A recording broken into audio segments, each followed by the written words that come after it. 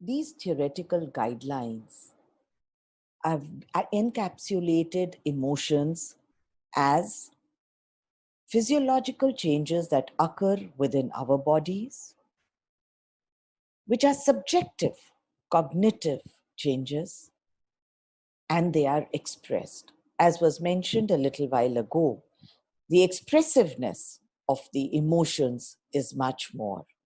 Hence, probably the awareness is also easier. Since the expressiveness of moods is distinct, the awareness becomes a little far-fetched. Therefore, in order to be able to develop awareness within ourselves about us and our surroundings, we need to go through this particular set of journey. The formulation of emotions has been very, very categorically, clearly presented by Cannon and James Lang. I think these theories provide us our basic alphabets of emotions. There are events in the environment that provoke our emotions, to which we may respond physiologically through sweat, palpitations, galvanic skin response, pulse rate, and then there are a subset of subjective states also, which we label as emotions. This particular understanding comes under the category of Cannon-Bard theory. However, parallelly, another understanding of emotional provoking events giving rise to physiological reactions later subsequently bring about a subjective states which we term as emotions. This linear understanding has been put forth by James Lang.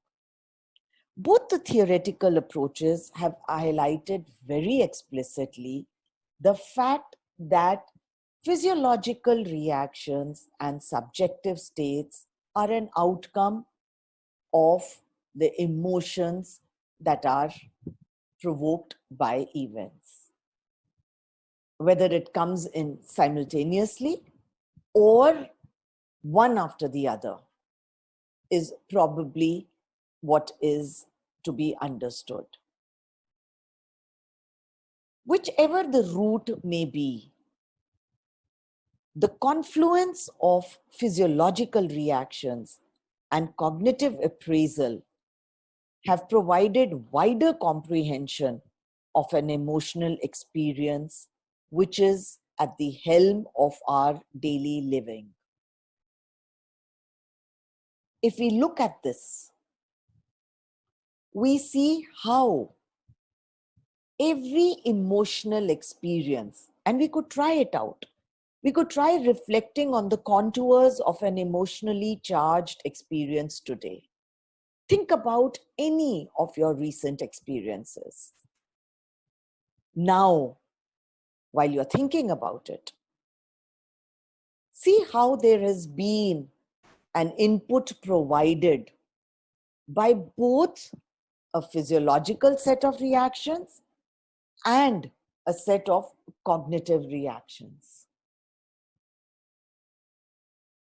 Of course, both have a genesis from how we sense the environment, the sensation. The five senses are our inputs. So our input comes in from there.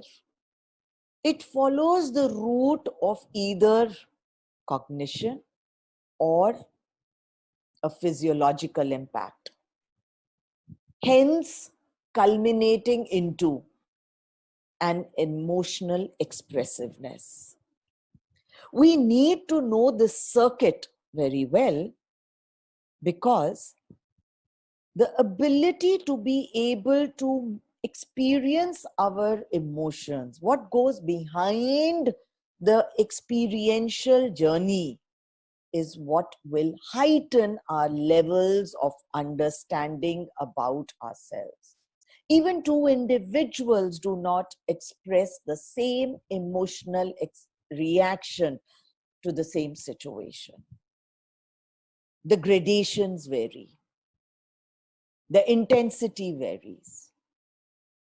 The expressiveness varies. So is it only about the outward, or is it also about how we have sensed it? Yes, there is a difference. Sensation impacts our emotional experience through two circuits. The roots have been mentioned here. I find this diagrammatic representation very, very imperative to know, because each time there is an emotional experience and we express it, we need to actually know how have we experienced it through our sensation. How has it been brought to us? Who brought the sensation to the level of emotional expressiveness? And how was that sensation? What was it accorded? What position was it accorded? Maybe a heightened cognitive appraisal, or maybe a greater physiological reaction. Hence, the emotional experience and its expressiveness varies from individual to individual. There are enough studies that also bring about an understanding of how there is an individual variation of this particular experience that we have presented. Another aspect of our understanding of emotions towards building self-awareness is through rationality. That is a request that I made at the very beginning. Please churn this information rationally, this set of understandings rationally. Do emotions provide us with a broader frame? In the sense, when we get embarrassed, when we are jealous, when we are hopeful, when we are happy, when we are disgusted, or when we are in love, do they bring about rationality within us? Ideally, emotions must have the ability. And the other way around is, individuals must have the ability to experience emotions to be able to be rational. Both ways it is apt. How we experience our emotions will determine how we then express it, and then whether we fall into the realm of rationality or irrationality.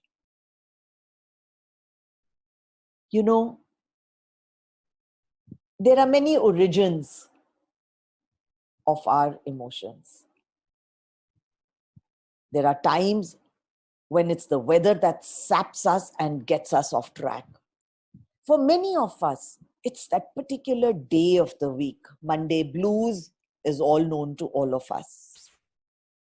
There are times when the pressures at work just stress us.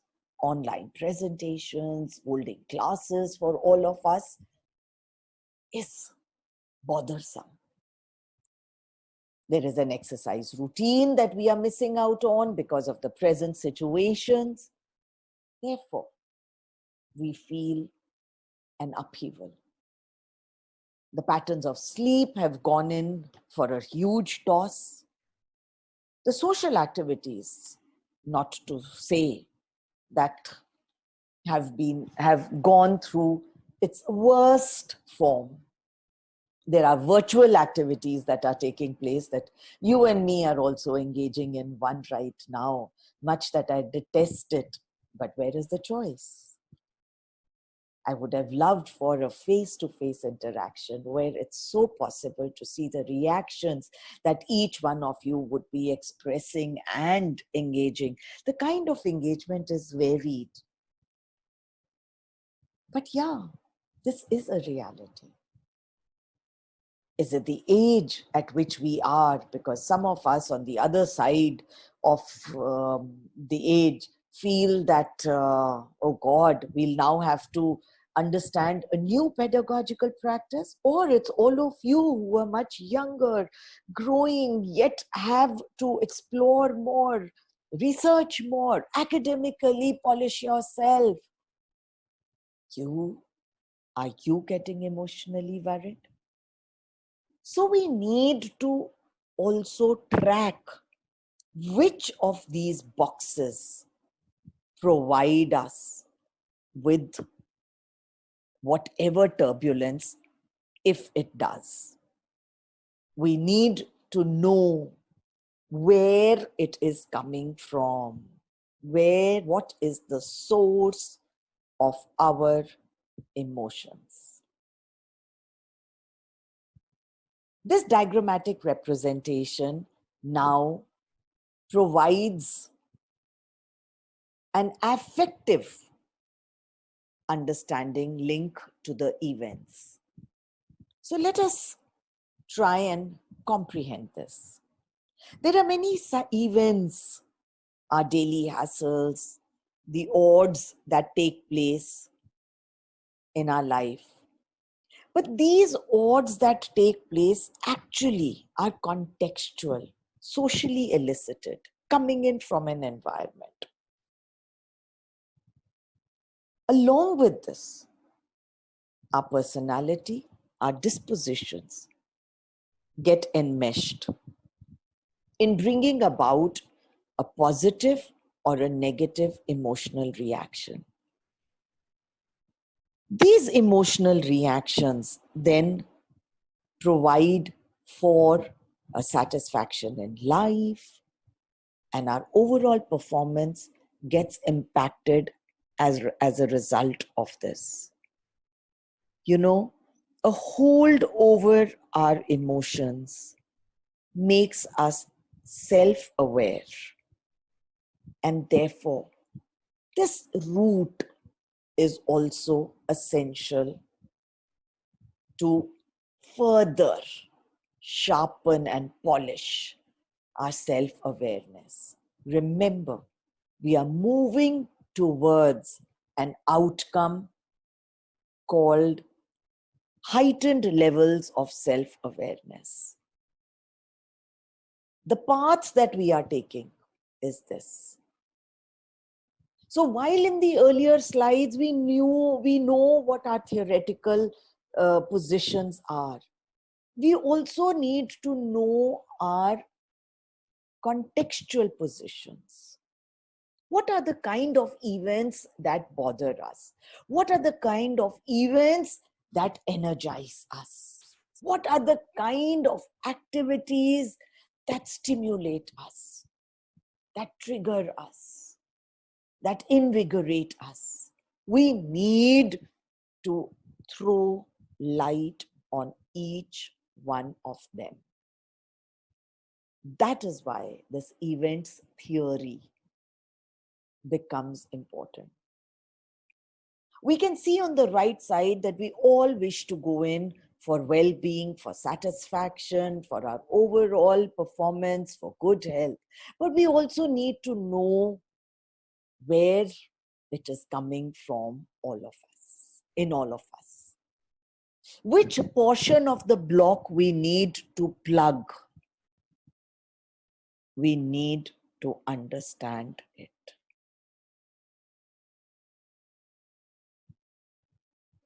I thought it was important for us to also know a difference between an aspect called motivation and emotion. Because there is a lot of similarity that is drawn between the two. What our motives are and how our emotions are at times similar, but varied in very several important ways. This is what I thought I will present to you for an understanding related to it. When we speak of motives,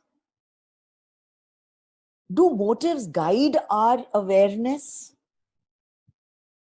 Yes, they do. Do emotions guide our awareness? Yes, they do.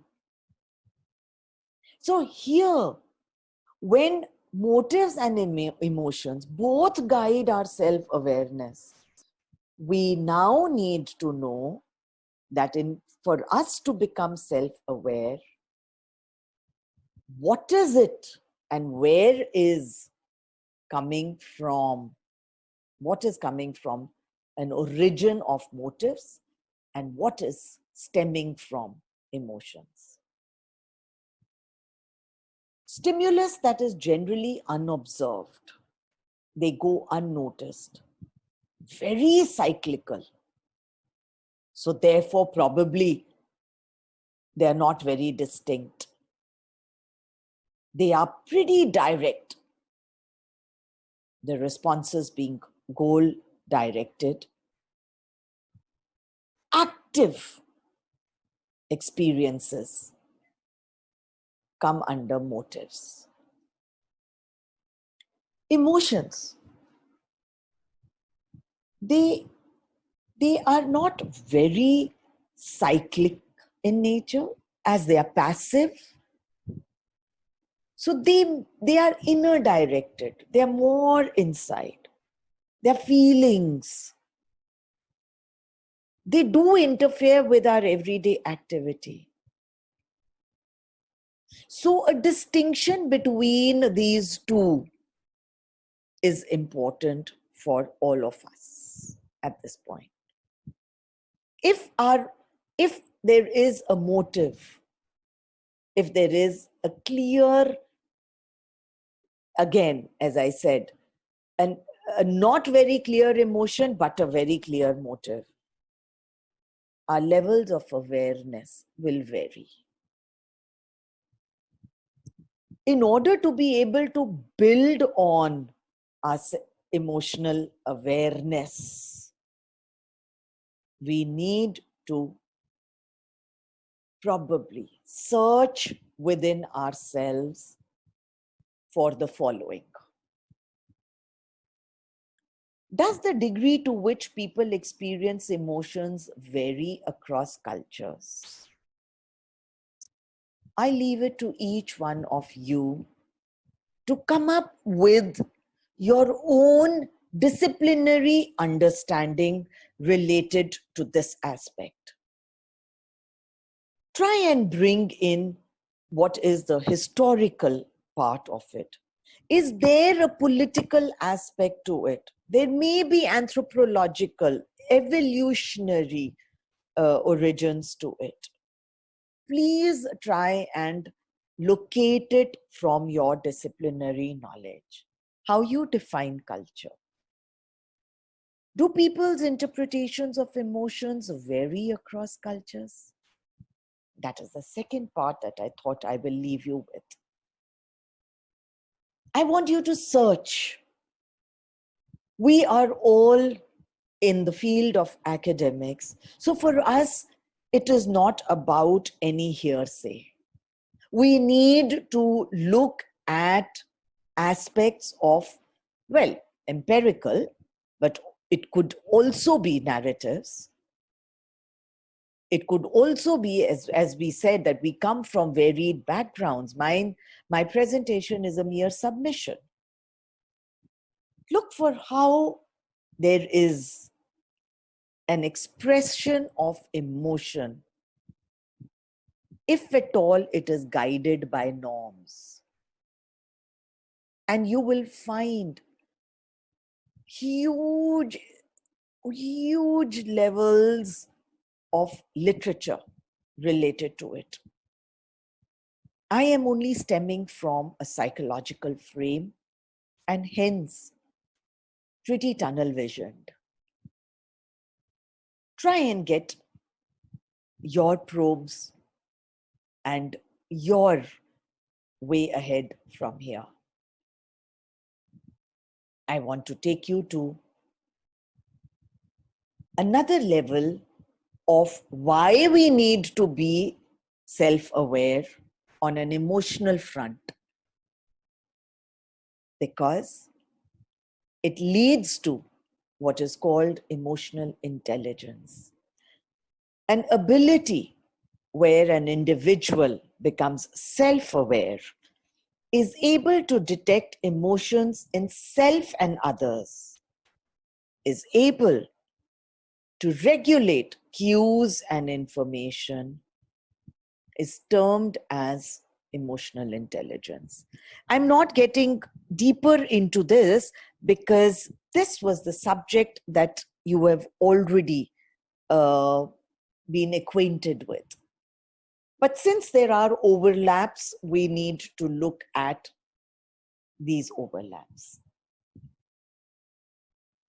So look at this aspect of why we consider, or why should an individual be called EI, emotionally intelligent.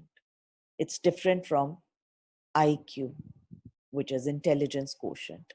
I will be referring to this in my next presentation as well, when I train you for becoming an emotional coach. I train you for your for your self-awareness in order to be able to aid and facilitate the others.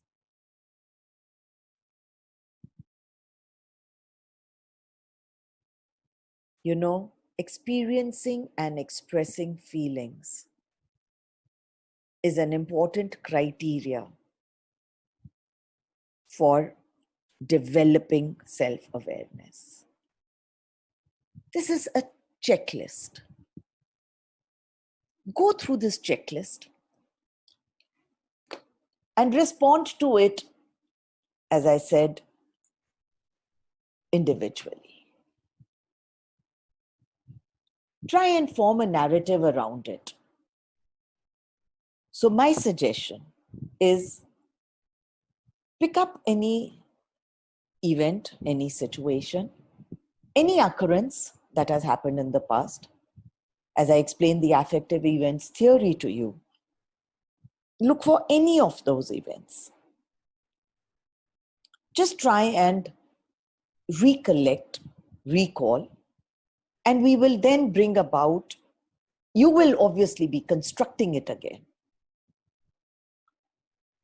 See if the intensity of your feelings match the situation. So you are experiencing and expressing feelings now of a situation that has occurred earlier. I'll tell you why we are doing this. Do I have several feelings that I need to pay attention to now? The situation has occurred earlier. The event has already occurred earlier. What are my options for expressing my feelings now? What are the consequences of each option for me? What are the consequences of each option for others? What results am I hoping for? What do I want to do? What if I do nothing? It's all about now. You are experiencing and expressing feelings now of a situation or an occurrence that has happened earlier. I'm repeating it. So therefore, I want you to make a jotting of this particular set of queries now, for now. Because if you do it after you have lived a particular event, a situation, and you are expressing it again. My hunch is, and research also says, that the cognitive element that is added to your recollection and your reconstruction, if done on a regular basis, will bring about a sharpening of your self-awareness. So if you do it for one event today, tomorrow you do it for another event which has already occurred, day after you do it for a third event which has also already occurred, you get on to the track of continuously doing it.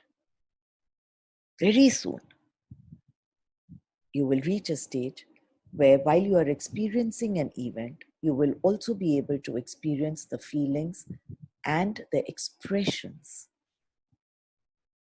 And hence, in that state of self-awareness, you may be able to regulate and control aspects of your emotions.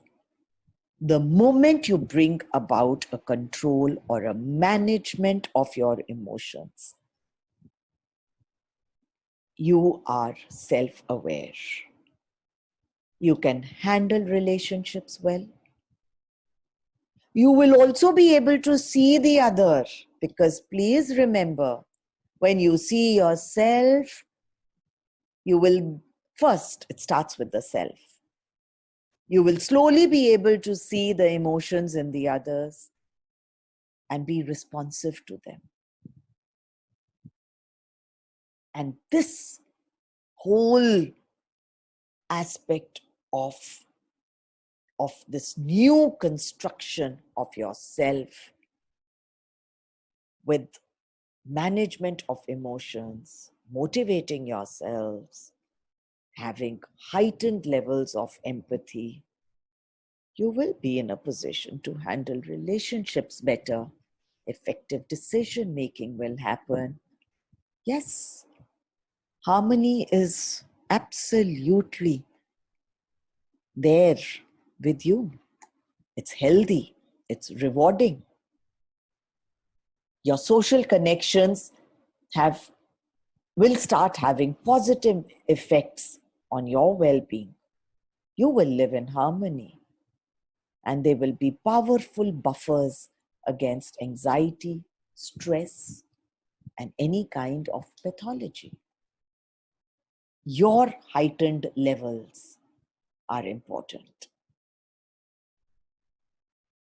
Some components of gender differences in emotional intelligence and some common aspects, because the normally heard line of, oh, men don't express emotions. Oh God, women can just go on and on talking about their own feelings all the time.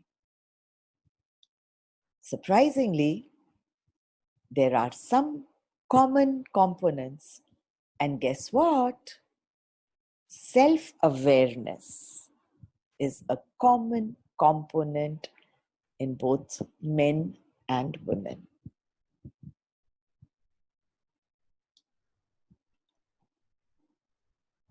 I want you to spend some time reading each and every aspect of how an emotional intelligence can be built and understood.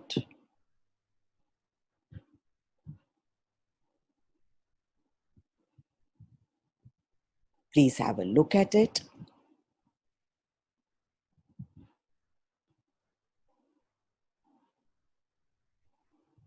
And so, from now on, when we enter a new social situation, beginning, be it a new course of study that we begin, or we are joining an online social network, we are forming connections with others, whatever that we do,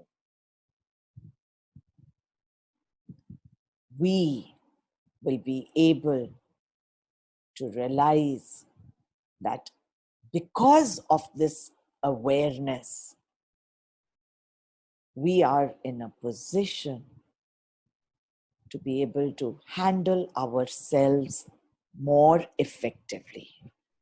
Because we are able to regulate our feelings and feelings in others, we are able to just rise. Interpersonal emotional regulation helps bring new relationships during socialization, considering we are not on face-to-face socialization anymore and there are more virtual socialization processes. We need to be more mindful at such times. Thank you.